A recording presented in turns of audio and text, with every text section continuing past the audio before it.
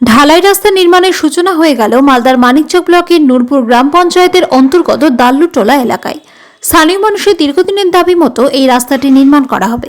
ফিতে কেটে রাস্তা নির্মাণের সূচনা করেন এলাকার পঞ্চায়েত সমিতির সদস্য ইমরান হাসান।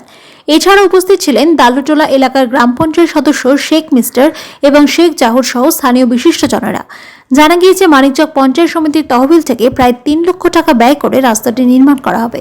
রাস্তাটি নির্মাণের ফলে উপকৃত হবেন এলাকাবাসীরা।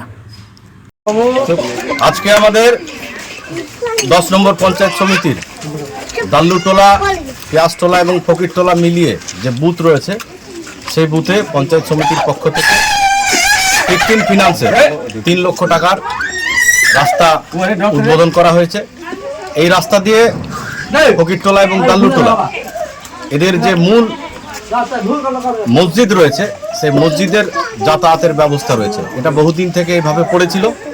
প্রত্যেকেরই আবেদনে এবং পঞ্চায়েত সমিতির পক্ষ থেকে এই রাস্তাটাকে আমরা স্যাংশন করিয়েছি এবং আগামী দিনে সচ্ছলভাবে যাতে মানুষ চলাফেরা করতে পারে সেই আশা রাখছি এবং এলাকার মানুষকেও আমরা ধন্যবাদ জানাচ্ছি যে এনারা মুখ্যমন্ত্রী মমতা বন্দ্যোপাধ্যায়ের সাথে আছেন এবং আমাদের মানিকচকের সর্বময় নেত্রী সাবিত্রী মিত্রর নির্দেশে আমাদের এই উন্নয়নের কাজগুলো চলছে।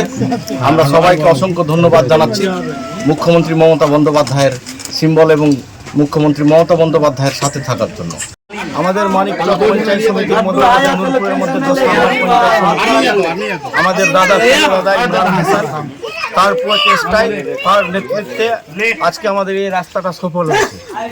আমার মনে হয় না কি যদি আমাদের সাথে যদি ইমরান দা না থাকতো, যদি উনি চেষ্টা না করে এটা করতেন না, তা আমাদের স্বপ্ন এই রাস্তাটা কোনোদিন সফল হতে পারতো না।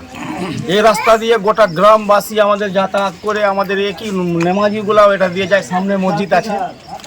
কিন্তু আমি ধন্যবাদ জানাবো আমাদের ইমরান হাসানকে, তিনি অনেক চেষ্টা করে অনেক বুদ্ধি খাটিয়ে আমাদের এখানে করেছেন।